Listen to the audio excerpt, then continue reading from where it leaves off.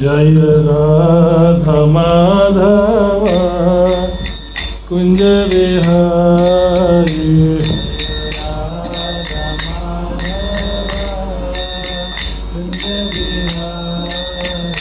जय गोपी जन वल्लभा गिरधारी।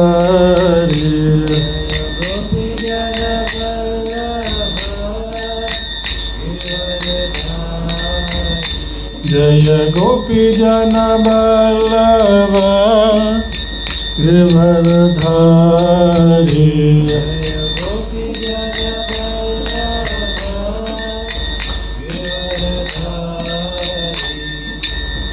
यशोदानंदन ब्रज जन रंजन।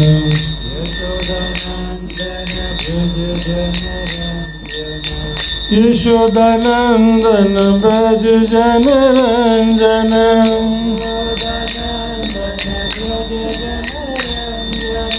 यशोदानंदन ब्रज जन रंजन।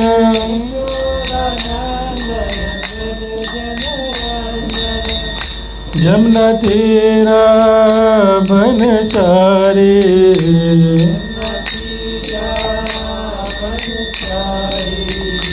जय राधा माधव कुंज विहारी।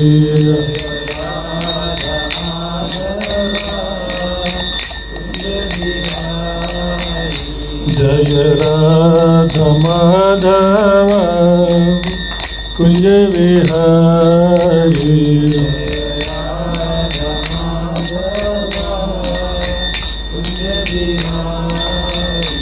हरे कृष्णा कृष्ण कृष्ण हरे हरे हरे राम राम राम हरे हरे।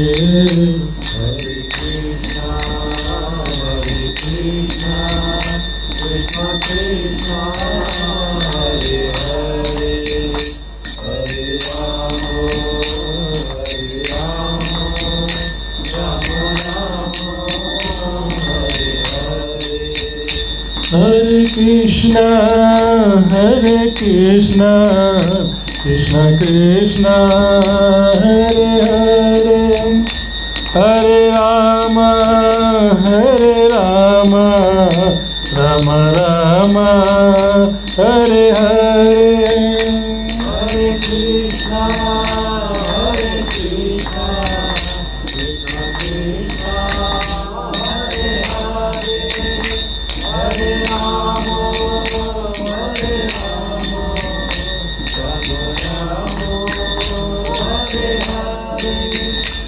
हरे कृष्णा हरे कृष्णा कृष्ण कृष्ण हरे हरे हरे राम राम राम हरे हरे। हरे कृष्णा कृष्ण कृष्ण हरे हरे हरे राम राम राम हरे हरे। हरे कृष्णा कृष्ण कृष्ण हरे हरे हरे राम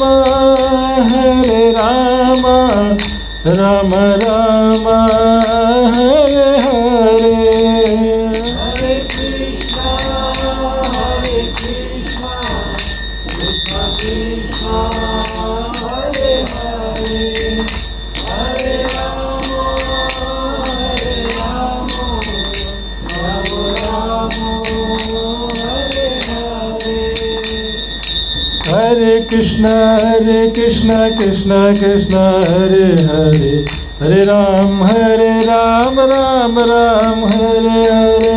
हरे कृष्ण कृष्ण कृष्ण हरे हरे हरे राम राम राम हरे हरे। हरे कृष्णा कृष्ण कृष्ण हरे हरे, हरे राम राम राम हरे हरे। हरे कृष्णा कृष्ण कृष्ण हरे हरे, हरे राम राम राम हरे हरे।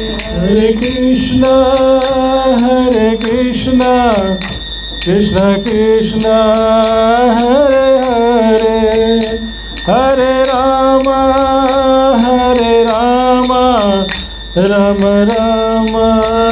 हरे हरे।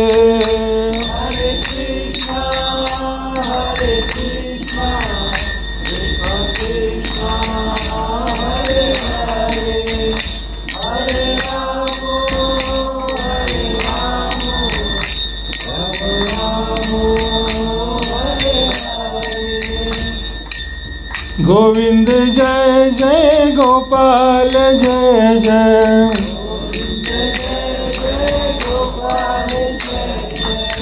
राधा रमन हरि गोविंद जय जय,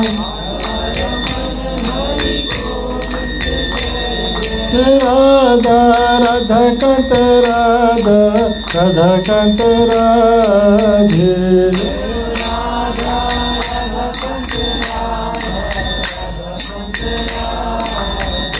जय गौरनिताय गौरनिताय गौरनिताय, जय गौरनिताय।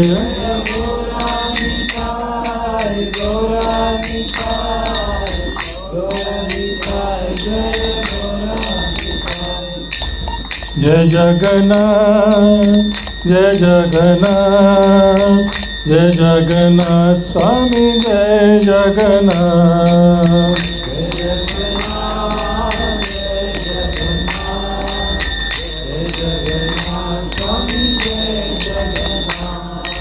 जय बलदेव जय सुभद्रा, जय बलदेव जय जय सुभद्रा।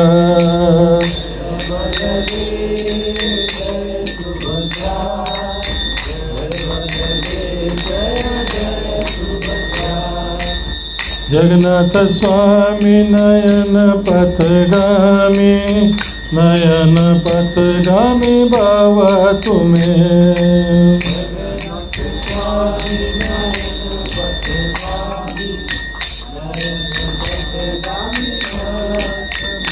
जय लड्डू गोपाल लड्डू गोपाल लड्डू गोपाल, जय लड्डू गोपाल।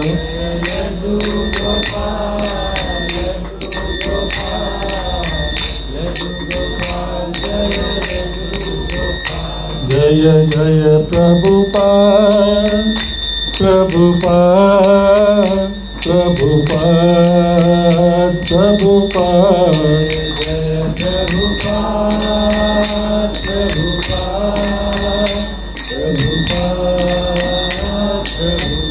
नित्य गौर हरि बोल हरि बोल हरि बोल हरि बोल।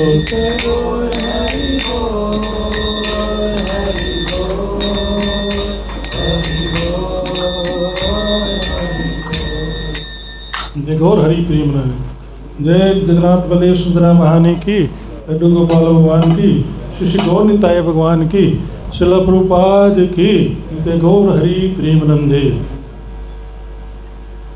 तो आप सब भक्तों का हार्दिक स्वागत है, अभिनंदन है आज की इस चर्चा में।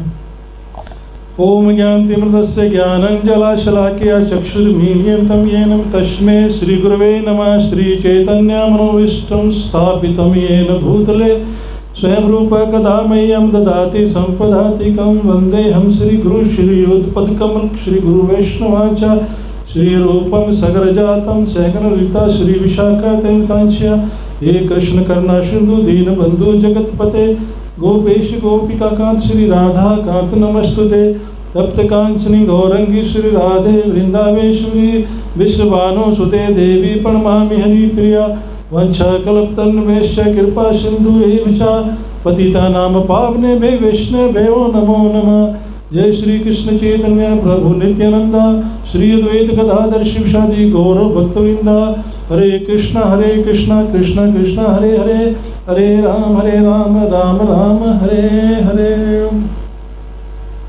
ओम नमो भगवते वासुदेवाय, ओम नमो भगवते वासुदेवाय, ओम नमो भगवते वासुदेवाय। नारायण नमस्कृतं नरं चैव नरोत्तमं, देवी सरस्वती व्यासं ततो जयमुदीरये। नष्टप्रायसु भद्रेषु नित्यं भागवत सेवया, भक्ति उत्तम श्लोके भक्ति निष्ठी। नमो विष्णुपादाय कृष्णपस्थाय भूतले श्रीमते गोपाल कृष्ण गोस्वामी इति नाम्ने प्रभुपादस्य साहित्यं या प्रकाशन्ति च प्रचारं कृतवान् साधु भगवत पदायते नमः। नमो विष्णुपादाय कृष्णपस्थाय भूतले श्रीमते भक्ति वेदांत स्वामी इति नाम्ने नमस्ते सरस्वती देवी गौरवाणी प्रचारणे नर विशेष शून्यवादी पाश्चात्य स्थाने। जय श्री कृष्ण चैतन्य प्रभु नित्यानंद, श्री द्वैत गदाधर शिवासादि गौर भक्तवृंद। हरे कृष्ण कृष्ण कृष्ण हरे हरे, हरे राम राम हरे हरे। तो पिछले लेक्चर की कुछ बताना चाहेंगे आप लोग? पिछली बार क्या आप लोगों ने सुना था?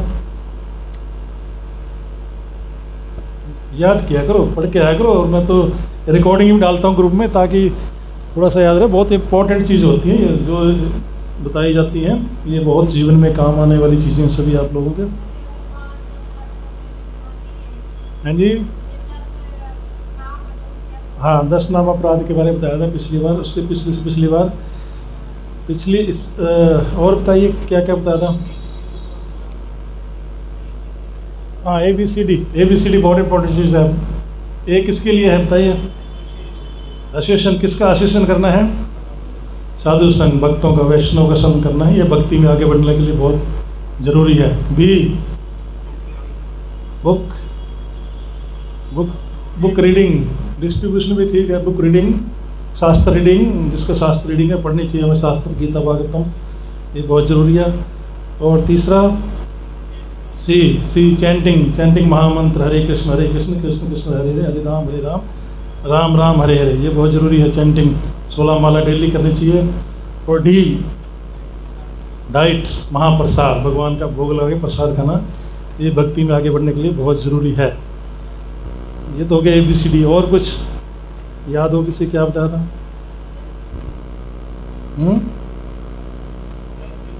गायत्री मंत्र का बताया था। गायत्री मंत्र क्या है, इसकी क्या परिभाषा है? और वेदों के बारे में बताया था, पुराणों के बारे में बताया था। हाँ, मनुष्य में 4 प्रकार के दोष कौन कौन से बताया था। तो कौन कौन से दोष हैं एक एक करके बताएं अगर याद है तो। गलती करना, मनुष्य हमेशा गलती करता है। नंबर 2, भ्रमित रहता है, ठीक है। नंबर 3, दूसरे के दोष देखता है, बिल्कुल ठीक। इंद्रियां पूर्ण है ना, ठीक है। 4 दोष हो गए। ये मनुष्य में 4 दोष हैं, इनको कंट्रोल तो नहीं होंगे, इनको कम करने की कोशिश करनी चाहिए, क्योंकि ये स्वाभाविक हैं ये दोष। कम से कम इनको हमें। और उसके बाद महाभारत में के बारे में बताते कितने श्लोक हैं, उनमें 700 श्लोक गीता के हैं, वो बताते सबसे इम्पोर्टेंट हैं, ठीक है। तो आज का जो हमारा विषय रहेगा, आज हम चर्चा करेंगे वर्ण और आश्रम। वर्ण और आश्रम क्या है, इसके बारे में चर्चा करेंगे। और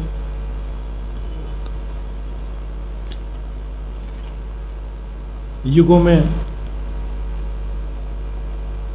अलग अलग युग में भगवान की प्राप्ति का क्या है, कैसे दैवी हमें भक्ति करनी है, उसके बारे थोड़ा सा प्रकार का चर्चा करेंगे, ठीक है। तो वर्ण आप सबको पता हो, 4 वर्ण कौन कौन से हैं?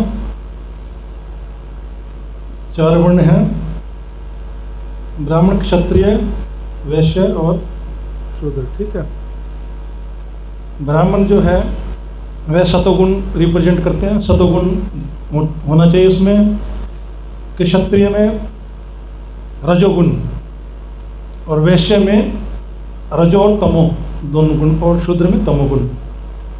बेसिकली जो हमारे वर्णाश्रम हैं ये भगवान के द्वारा बनाए गए हैं। भगवान चौथे अध्याय के 13वें श्लोक में बोल रहे हैं, चतुर्वर्णा में सृष्टि गुण कर्म विभागस्य च तस्य कर्तार अभिमाम विद्रियंत्रकम अव्ययम। भगवान कह रहे हैं कि ये 4 वर्ण हैं, मैंने मनुष्य के गुणों के आधार पर बनाए हैं, जिसमें जो गुण है उस कैटेगरी में वो चला जाएगा। ऐसा नहीं है कि जन्म से शूद्र है वो ब्राह्मण नहीं बन सकता। हमारे इस्कॉन में जो भक्ति में अग्रसर होता है उसको ब्राह्मण दीक्षा दी जाती है और वह ब्राह्मण बन जाता है, क्योंकि गुणों के आधार पर। अगर कोई ब्राह्मण कुल में जन्म लेके भी शूद्र वाले काम करता है, नीच काम, मांसाहार करता है, शराब पीता है, तो उसको ब्राह्मण नहीं माना जाएगा, वो शूद्र की कैटेगरी में आएगा एज पर भगवत गीता। क्योंकि भगवत गीता में कर्म के अनुसार ये विभाग चतुर्वर्ण्य मया सृष्टि में ये 4 वर्ण मेरे द्वारा ही गुणों के आधार पर बनाए गए हैं। इसलिए हमें सावधान रहना चाहिए कि हमें जो भगवान ने गुण बनाए उसके हिसाब से हमें अपने को, और इनमें जो वैष्णव है, जो वैष्णव बन जाता है वो इन सभी 4 वर्ण से ऊपर चला जाता है, टॉप पे। वैसे तो ब्राह्मण सतोगुण जिसमें है वह प्रथम उसमें आता है, लेकिन इन 4 में कैटेगरी में जो वैष्णव है इन सब से ऊपर वैष्णव आ जाता है, वो किसी कैटेगरी में नहीं आएगा, वो वैष्णव 4 से ऊपर चला जाएगा। और ब्राह्मण का जो वैसे ब्राह्मण को भगवान ने अपना शर कहा, शर कि क्षत्रियों को अपने बाहें और वैश्य को उदर और शूद्र को अपने पैर कहा। हर एक उसके लिए अनिवार्य है, सभी उसके लिए।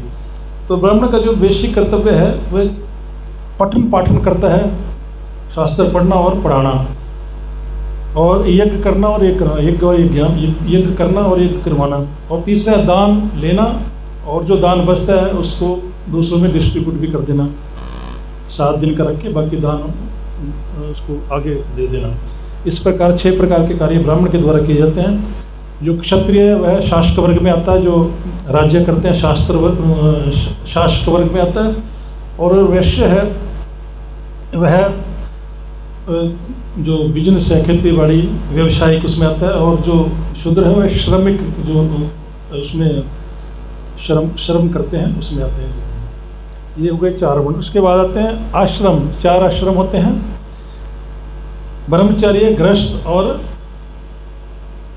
वानप्रस्थ संन्यास। ये 4 आश्रम हैं जिनमें हमें जो हमारी वैदिक संप्रदाय में 4 आश्रम बताए गए हैं। अब हम इस्कॉन में तो अभी भी हैं, लेकिन बाकी जगह तो लुप्त हो चुके हैं, क्योंकि जो हमारे ऊपर अधर्मी दूसरे धर्मों का राज रहा है, उन्होंने बेसिकली हमारे इसको ख़त्म करने की, सनातन प्रणाली को ख़त्म करने की कोशिश की है, और ये सारे हमारे जो आश्रम थे सभी को ख़त्म किया उन्होंने। लेकिन अब फिर से हमारे इस्कॉन में ब्रह्मचर्य, गृहस्थ, वानप्रस्थ, संन्यास सभी आश्रम हैं।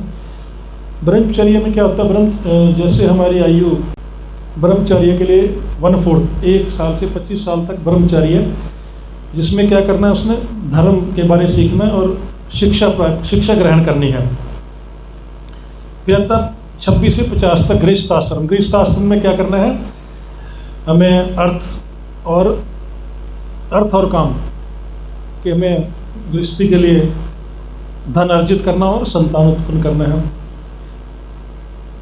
इसमें तीसरा आता है वानप्रस्थ, 51 से लेकर 75 वर्ष तक। इसमें धर्म का प्रचार करना है और धार्मिक कार्य करने होते हैं।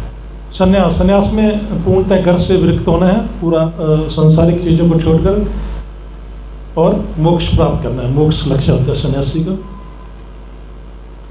और कलयुग में बहुत ही उत्तम भगवान 10वें अध्याय के 25वें श्लोक कहते हैं, यज्ञ नाम यज्ञ यप अस्मि, कि हमें कलयुग में जप के द्वारा और कोई यज्ञ करने की जरूरत नहीं है। जप के द्वारा जप को यज्ञ कहा गया, कलयुग का यज्ञ, संकीर्तन यज्ञ। जप करेंगे तो यज्ञ हो जाएगा हमारे, इसलिए हमें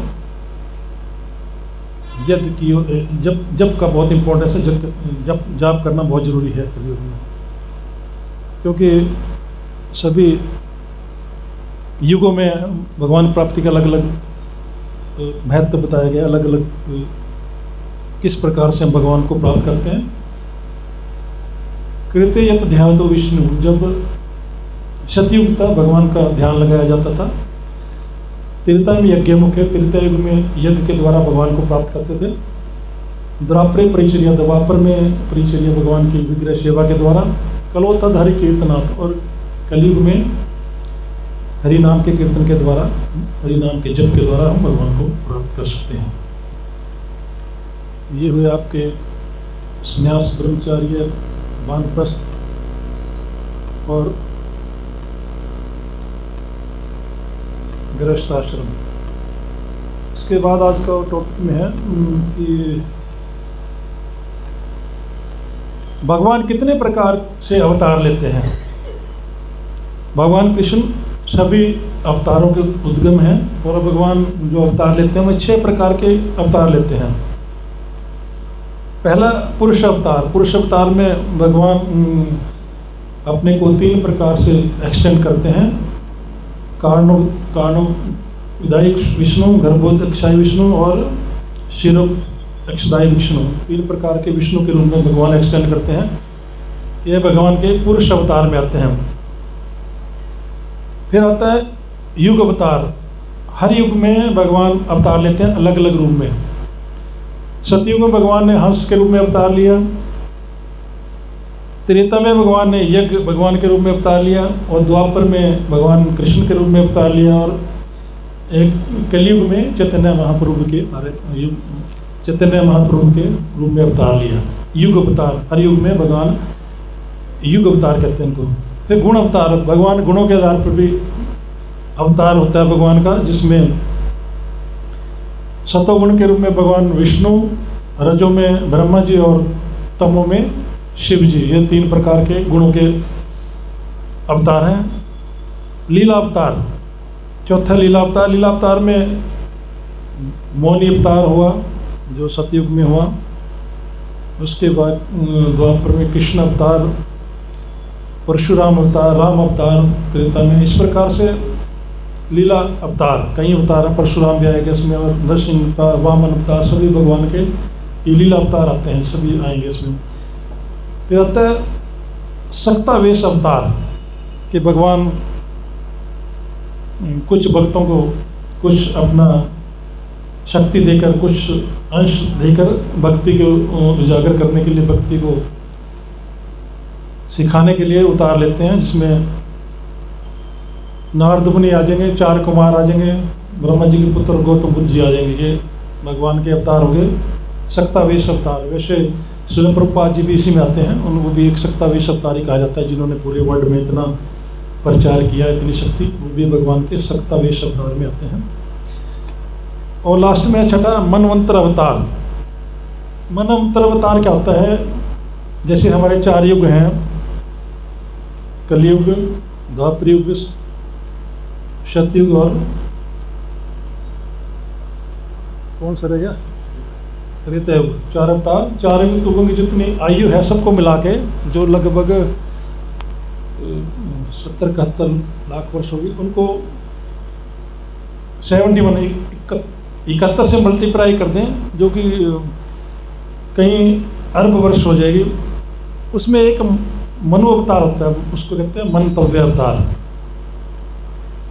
जिसमें हुआ सत्यम, विभु, हरि और सत्यासेन। और आज के उसमें सत्यासेन का अवतार है, जो बहुत लंबा चलता है भगवान का अवतार। इस प्रकार से 6 प्रकार के भगवान के अवतार हैं। युग अवतार, गुण अवतार, पुरुष अवतार, लीला अवतार, सक्तावेश अवतार, मनवंतर अवतार। ये भगवान के अवतार है, और इन सब का उद्गम भगवान श्री कृष्ण। भगवान श्री कृष्ण जिस रूप में चाहें उस रूप में अवतार ले सकते हैं। अब इसमें अवतारों में सबसे इम्पोर्टेंट है हमारा युग अवतार, कि हर युग में जो भगवान का अवतार है बहुत इम्पोर्टेंट होता है। और कलयुग में चैतन्य महाप्रभु का जो अवतार हुआ है, ये युग अवतार है, जो हमें भक्ति सिखाने के लिए भगवान ने अवतार लिया। तो हम भगवान के इस अवतार के बारे में थोड़ी चर्चा करेंगे कि भगवान ने चैतन्य महाप्रभु के बारे में सभी जानते हैं। कौन कौन जानता है हाथ खड़ा करें। चैतन्य महाप्रभु जानते हो ना? रामगिरी चैतन्य महाप्रभु जानते नहीं जानते? चलो कोई नहीं, बताएंगे आज। चैतन्य महाप्रभु के बिना भगवान की भक्ति हमें नहीं मिल सकती, ठीक है? तो चैतन्य महाप्रभु भगवान श्री कृष्ण और राधा जी के जॉइंट अवतार हैं। उनको अवतार क्यों लेना पड़ा? 3 कारण इसके जो मुख्यतः 3 कारण बताए गए हैं। भगवान ने गीता में 4th अध्याय के 11वें श्लोक में बोला था, ये यथा मां प्रबधन्ते तास्थं भजाम्यहं मन वर्तानुवर्तन्ते मनुष्य पार्थ सर्वस्व। भगवान कह रहे हैं कि जो जिस भाव में मेरा भजन करेगा मैं उसी रूप में उसको फल दूंगा, या मैं उसी रूप में उसको भजता हूँ। तो भगवान कृष्ण ने जब अवतार लिया था तो भगवान को ये लगा कि जो मैंने बोला इसको मैं इस अवतार में पूर्ण नहीं कर पाया। कैसे? क्योंकि भगवान कहते हैं कि मैंने लाखों लोगों ने मुझे मेरा प्रेम प्राप्त करने की कोशिश की, लेकिन मैं सबको प्रेम नहीं दे सका। केवल ब्रिजवासी ही मेरे प्रेम को प्राप्त कर सके, जबकि इतने लोगों ने मेरा प्रेम प्राप्त करने की कोशिश की, लेकिन मैं उनको प्रेम प्रदान नहीं कर सका। दूसरा, भगवान कहते हैं कि मैं ब्रिजवासियों के लिए भी कुछ नहीं कर पाया। पूतना ने मुझे मेरा वध करने की कोशिश की, मुझे जहर पिलाया, मैंने उसको माँ का दर्जा दे दिया और वैकुंठ में भेज दिया। लेकिन अगर मैं यही यशोदा माँ को देता हूँ तो गलत होता है, क्योंकि एक माता ने मुझे मारने की कोशिश की, उसको मैंने वैकुंठ भेज दिया, उसको माता का दर्जा दे दिया। अगर यही चीज़ मैं यशोदा को देता हूँ तो इसमें क्या फ़र्क हुआ? फिर यशोदा माता जिसने मुझे दिन रात मेरा पालन पोषण किया, बेटा मानकर मेरी इतनी सेवा की, अनन्य भाव से वात्सल्य भाव मेरे पर लुटाया, उसको भी अगर मैंने वैकुंठ दिया तो क्या फ़ायदा हुआ? एक मुझे मारने के लिए आ रही है पूतना, उसको भी मैं वही दे रहा हूँ। एक ने मुझे इतना वात्सल्य भाव से, मेरे प्रेम से मुझे पाला पोसा, उसको भी मैंने वही दिया। तो ऐसा मुझे लगता है कि ये गलत हुआ। इसी प्रकार से अन्य, जैसे कंस को मारा, कंस वैकुंठ चला गया, फिर मैंने जो मेरे नंद बाबा उनके साथ क्या किया, क्या फ़र्क रहा दोनों में, जबकि जिन्होंने मुझे इतना प्रेम स्नेह दिया, वात्सल्य भाव दिया। तो भगवान कहते हैं कि मैं, और गोपियों ने इतना मुझे प्रेम दिया, फिर भी उनको मैं आंसुओं के से कुछ नहीं दे पाया। तो भगवान कहते हैं, श्रीमती राधा रानी से वैकुंठ में चर्चा करते हैं कि मुझे, हे राधे, मुझे पृथ्वी लोक पर दोबारा से जाना पड़ेगा। तो राधा रानी पूछती है क्यों? कहती मैं कर्जदार हो गया हूँ ब्रिजवासियों के प्रेम का, उनका मैंने कर्ज उतारना है। और जैसे जब कोई सेठ कर्जदार हो जाता है, दिवालिया निकाल देता है, तो भगवान कहते हैं मैं भी वहाँ पे जाके कर्ज नहीं दे पाया, तो उनके प्रेम का कर्ज नहीं लौटा पाया। अब जाके मैं वहाँ पे दिवालिया की तरह कहूँगा कि मैं कर्ज नहीं दे पाया, अपने दिवालिया करके दोनों हाथ खड़े करके मैं वहाँ पे जाऊँगा और उनसे प्रार्थना करूँगा कि मुझे क्षमा करें। और तो राधा रानी कहते हैं कि मुझे तुम अपना ये भाव है वो मुझे दो, और अपना जो गौर वर्ण है, गोरा रंग है, ये मुझे दो, और मैं अपना कृष्ण वाला शरीर लेके गौर वर्ण से मैं पृथ्वी लोक पर जाके अवतार लूँगा। एक तो कारण ये रहा। दूसरा कारण ये था कि भगवान कृष्ण ने देखा कि राधा मेरी भक्ति में, मेरे उसमें प्रेम में इतनी आनंद लेती है, तो भगवान ने चाहा कि मैं भी इस आनंद को महसूस करना चाहता हूँ, अनुभव करना चाहता हूँ। तो इसलिए राधा का भाव लेके कि एक भक्त बन के मैं अवतार लेना चाहता हूँ। दूसरा अवतार दूसरा ये हुआ। तीसरा, भगवान ने कहा कि वृंदावन में अनेकों लोग इतने ऐश्वर्य भोग ऐश्वर्य को छोड़कर भिखारी की तरह आकर मेरा नाम जपते हैं, मेरे रूप का गुण लीलाओं का गुणगान करते हैं। तो मैं भी देखना चाहता हूँ कि भक्त को कैसे आनंद आता है। इसलिए जब तक मैं कृष्ण में इसको महसूस नहीं कर पाऊँगा, तो भगवान ने चाहा कि मैं भक्त बनकर इस आनंद को लूटना चाहता हूँ। तीसरा कारण ये हुआ कि मैं भक्त बनकर अपने रूप माधुरी का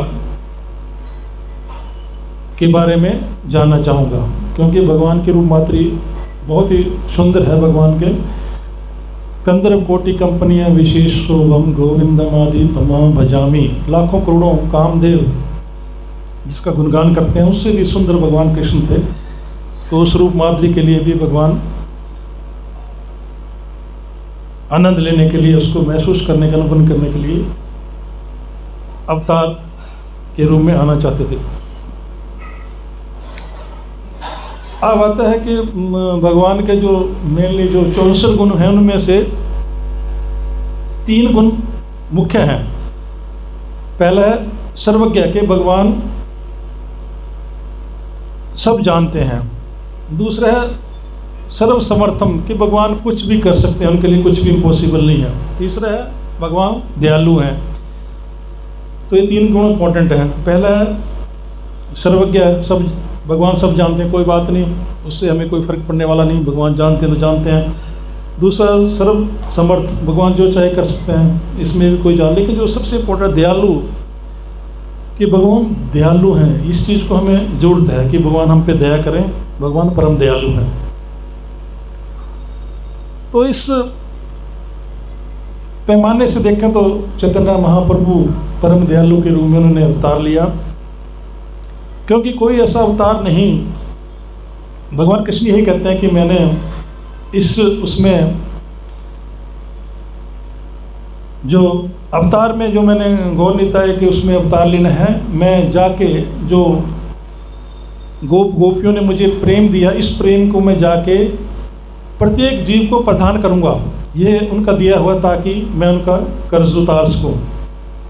क्योंकि भगवान कहते हैं कि गोपियों ने बहुत समय से विरह सहा है।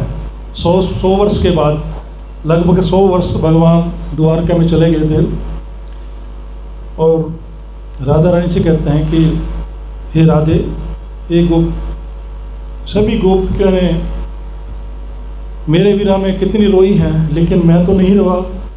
मैं तो तुम 100 साल तक ब्रिज में रोती रही, मैं द्वारका में राज्य का भोग करता रहा, इसलिए मैं इस अवतार में जाके तुम्हारे इस कर्ज को भी तारूंगा, जाके वहाँ पे रोऊंगा, भगवान के विरह में रोऊंगा, और खूब भगवान का कीर्तन करते करते घर घर में लोगों से भीख मांगूंगा कि भगवान कृष्ण का, राधा का नाम जपें, तभी मेरा ये जो कर्ज है, मैं इस कर्ज से मुक्त हो पाऊंगा। तो यही भाव था, क्योंकि भगवान ने हर युग में किसी न किसी हथियार, कोई ना कोई हथियार लेके भगवान ने अवतार लिया, लेकिन चैतन्य महाप्रभु के रूप में भगवान ने कोई हथियार से उत्पन्न नहीं हुआ। यहाँ तक कि जगाई मदाई, जो कि ऐसा कहा जाता है रावण और कुंभकर्ण के ही उनके रूप में, उन्होंने जगाई मदाई के रूप में कलयुग में जन्म लिया था, जिन्होंने भगवान को, बलराम जी को जो बता थे, नित्यानंद जी को मारने की कोशिश की और उन पे चोट भी लगी। तो भगवान ने, इससे दयालु और कौन हो सकता है कि जिसको, जो व्यक्ति उनको मारने की कोशिश करता, उनको भी भगवान ने प्रेम प्रदान कर दिया, उनको भी भगवान ने उनके सारे जो पाप हैं अपने ऊपर लेके उनको प्रेम प्रदान कर दिया, और वो एक भगवान के भक्त बन गए, जो आगे जाकर 64 मालाएं 1 लाख नाम जप करते थे। जगाई मदाई इतने पापी थे कि उनको देखते ही लोग जमुना उसमें गंगा में कूद जाया करते, कपड़ों समेत। इतने पापी थे कि उनको देखने मात्र से इतना पाप लगता था। और फिर भगवान ने इतनी कृपा की कि लोग उनको देखने आते थे, उन पे उनका संग करना चाहते थे। तो ये केवल महाप्रभु ही कर सकते हैं, इतने परम दयालु। इसलिए इस अवतार को परम दयालु अवतार कहा गया है। राधा कृष्ण का प्रेम उद्धव को भी नहीं प्राप्त हो सका। उद्धव को भी प्रेम ज्ञान तो था लेकिन प्रेम प्राप्त नहीं हुआ। लेकिन कलयुग में गौर निताय ने इस प्रेम को कुत्ते, बिल्लियों, शेर, चित्ते जो जंगल में भगवान कीर्तन करते सब नाचते थे इकट्ठे, भेड़िए जो एक दूसरे को खाते हैं मार के वो भी, और नाली के कीड़े को भी यह प्रेम प्राप्त हो गया। तो इसलिए इसको परम दयालु अवतार कहा गया। बहुत ही दयालु अवतार है, इसके बिना हम भगवान की भक्ति में आगे नहीं बढ़ सकते। और ये हमारा सौभाग्य है जो भगवान को, चैतन्य महाप्रभु को जानते हैं। लेकिन दुर्भाग्य उन लोगों को जो नहीं जानते, हिंदुस्तान में रहकर बंगाल में अवतार लिया रूपा जी ने, तो विदेशों में भी चैतन्य महाप्रभु का नाम इतने लोग भक्ति करते हैं, चैतन्य महाप्रभु के मंदिर, गौर निताय के मंदिर। लेकिन हमारे हिंदुस्तान में ऐसा प्रचार नहीं हो पाया अभी तक। तो भगवान चैतन्य महाप्रभु का जो अवतार है, प्रकट है, वह पश्चिम बंगाल में नदिया डिस्ट्रिक्ट में इनके पिता जगन्नाथ मिश्र और माता सची देवी के घर में इन्होंने जन्म लिया। सची माता को एक बार सपना आता है रात को कि वह जगन्नाथ मंदिर में गई और जगन्नाथ मंदिर में जगन्नाथ जी को दर्शन करते करते जगन्नाथ जी एक बच्चे के रूप में प्रकट हो गए और उनकी गोदी में आके बैठ गए। तो इस प्रकार से उनको स्वप्न हुआ और स्वप्न के बाद उनको कुछ समय बाद गर्भधारण हुआ। तो ऐसा कहा जाता है, इसलिए गौर निताय को जगन्नाथ जी का सचल जगन्नाथ भी कहा जाता है, क्योंकि भगवान जगन्नाथ की कृपा से उनको अंश में गौर निताय में है, इसलिए उसको जगन्नाथ जी का सचल गौर अवतार कहा जाता है। और अंत समय में जब अप्रकट हुए गौर निताय, तब भी जगन्नाथ जी के विग्रह में जाके समा गए थे जब उन्होंने अपनी लीला समाप्त की। तो जब उनको गर्भधारण हुआ, उधर दूसरी तरफ द्वैताचार्य जो कि भगवान के आने से पहले प्रकट हो चुके थे, वह भी द्वैताचार्य मेरे ख्याल से ब्रह्मा जी या नारद जी के अंश से अवतार थे। वो लगभग 50 वर्ष के हो चुके थे और वे तड़पते थे कि भगवान का अवतार होने वाला था, क्यों नहीं हुआ, क्यों नहीं हुआ, तड़पते रहे। लेकिन कुछ समय बाद उनको पता चलता है, हरिदास ठाकुर से मिलते हैं। हरिदास ठाकुर और अद्वैताचार्य जी भगवान की भक्ति करते थे और लगभग 1 लाख तुलसी दल लेके वो भगवान को अर्पित किया करते थे। एक दिन विरह भगवान के उसमें विरह थे कि मैं 50 वर्ष का हो चुका हूँ, मेरी उम्र अब ख़त्म होने वाली है, लेकिन भगवान प्रकट नहीं हुए, कब मुझे भगवान के दर्शन होंगे। तो वह गंगा जी में जाके वो जो तुलसी दलाएँ 1 लाख और फूल अर्पित करते हैं गंगा जी को। तो होता क्या है, जिस तरफ से नदी नवदी से शांतिपुर की तरफ जाती है, जैसे वो तुलसी दल और फूल डालते हैं वो उल्टी दिशा में चलने लगते हैं। नदी का फ्लो इधर है लेकिन जो तुलसी दल और वो फूल दूसरी ओर चल पड़ते हैं तैरते तैरते।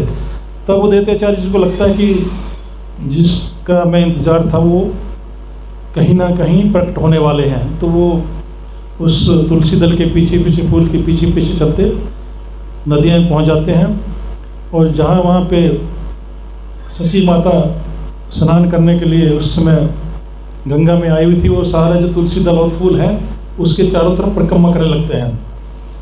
तो जैसे सची माता बाहर निकल के आती है तो द्वैताचार्य जी को प्रणाम करते हैं।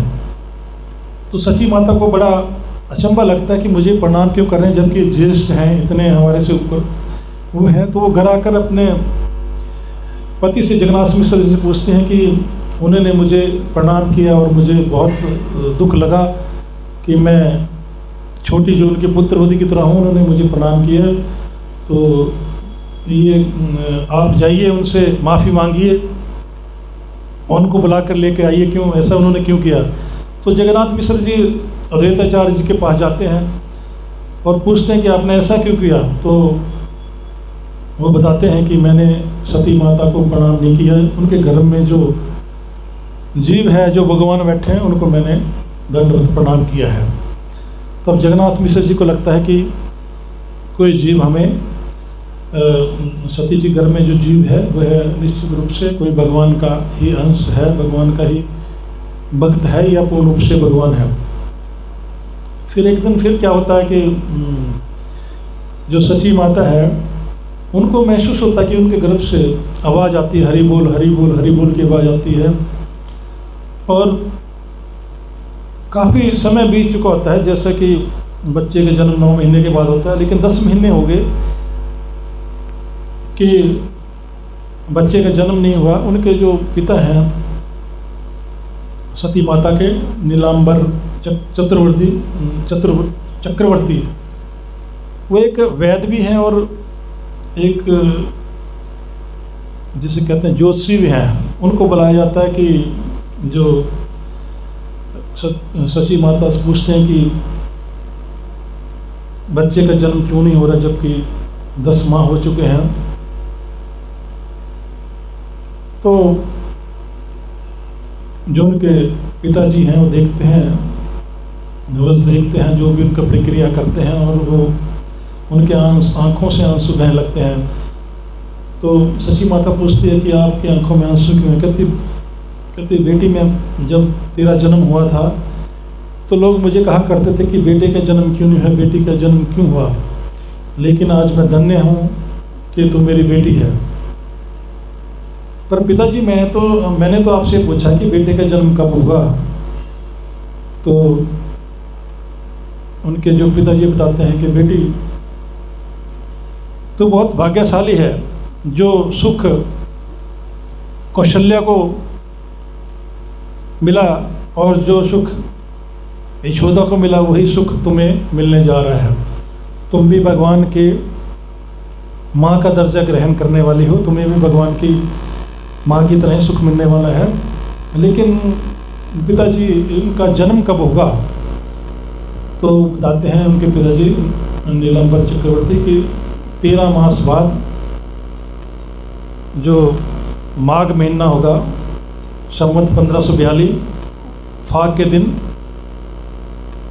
फाग पूर्णिमा को इनका जन्म होगा।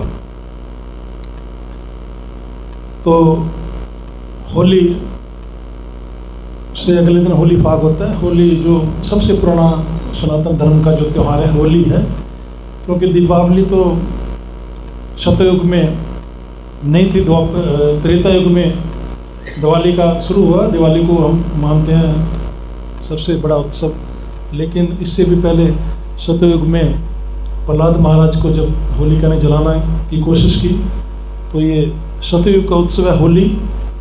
होली के दिन भगवान चैतन्य महाप्रभु को प्रकट होना था। चंद्र ग्रहण लगा हुआ था उस समय, और भगवान जो नदी किनारे सभी लोग अपने अपने इष्ट देव की पूजा पाठ में लगे थे।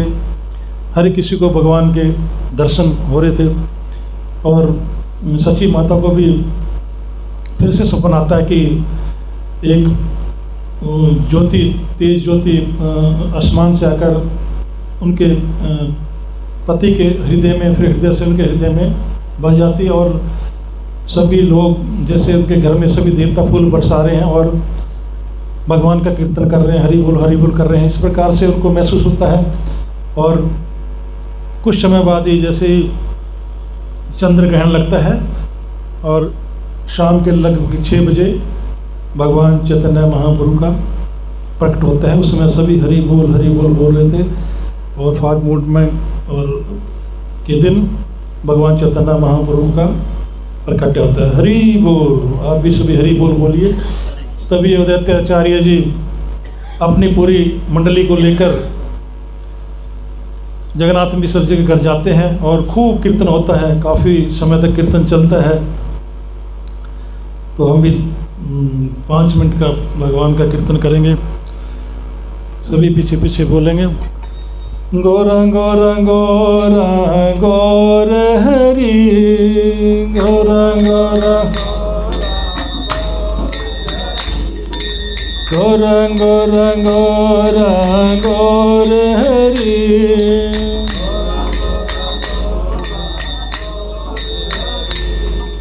जय सच्चिनंदन गौर हरि,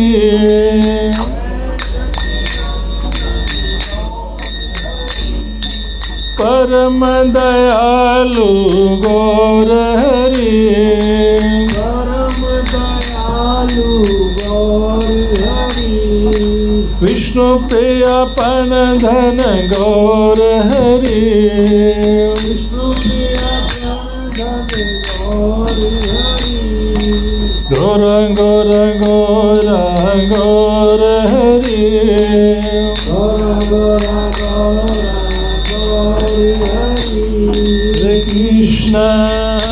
हरे कृष्णा कृष्ण कृष्ण हरे हरे, हरे राम राम राम हरे हरे, हरे कृष्णा कृष्ण कृष्ण हरे हरे, हरे राम राम राम हरे हरे, हरे कृष्ण कृष्ण कृष्ण हरे हरे, हरे राम राम राम हरे हरे, हरे कृष्ण कृष्ण कृष्ण हरे हरे, जय राम हरे राम राम हरे हरे, जय प्रभुपद प्रभुपद प्रभुपद, जय प्रभुपद, जय प्रभुपद प्रभुपद प्रभुपद, जय प्रभुपद। श्रील प्रभुपाद की। तो इस प्रकार से भगवान चैतन्य महाप्रभु का जन्म हुआ, जिन्होंने हमें भक्ति सिखाने के लिए अवतार लिया है। आगे अभी जन्म तक हमने इसके बारे में थोड़ा सा चर्चा की है। आगे अनंत लीलाएं हैं, भगवान चैतन्य महाप्रभु कैसे कैसे हमें भक्ति उन्होंने सिखाया, क्या क्या उन्होंने लीलाएं की, उसके बारे में फिर कभी चर्चा करेंगे। भगवान भीख मांगते थे, भाई तेरे पाँव परूँ एक बार हरि बोल। तो इस प्रकार से उन्होंने भीख मांग मांग के लोगों से हरि बोल बुलवाया है।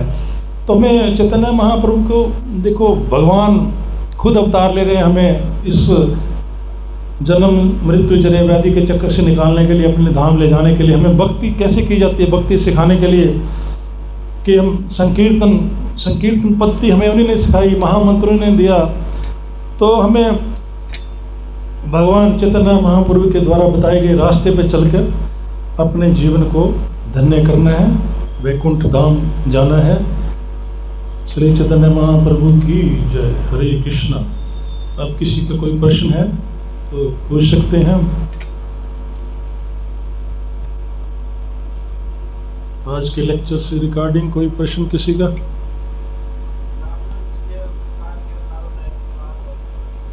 छह प्रकार के बता, नोट लिखिए। कौन कौन से हो गए आपके, बताओ। है? अच्छा, लिखो पुरुष अवतार। कौन सा लिख लिया, बोलो।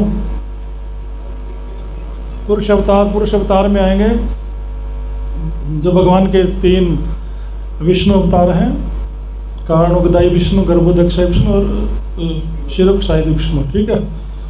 उसके बाद आपका हो गया गुण अवतार में जो 3 गुण हैं। सतोगुण में भगवान विष्णु का अवतार है, रजो में ब्रह्मा जी का और तमो में शिव जी का। हो गया। ये आता है आपका लीला अवतार। लीला अवतार में मोहिनी अवतार, कृष्ण अवतार, राम अवतार, सभी अवतार आ जाएंगे। चौथा युग अवतार। युग अवतार में आ गया सतयुग में भगवान हंस के रूप में अवतार लिया, त्रेता में यज्ञ पुरुष के अवतार में, और द्वापर में कृष्ण अवतार, कलयुग में चैतन्य महाप्रभु के अवतार। ठीक है। उसके बाद सक्तावेश अवतार, इसमें जो भगवान के भक्ति का प्रचार करने के लिए कुछ अंश में नारद मुनि आ गया, ब्रह्मा जी के 4 कुमार सनक, सनंदन, सनातन आदि, सनक आदि हैं, वो आएंगे। और लास्ट में मनवंतर अवतार, इसमें हो गया। और बोलिए, और किसी का कोई प्रश्न?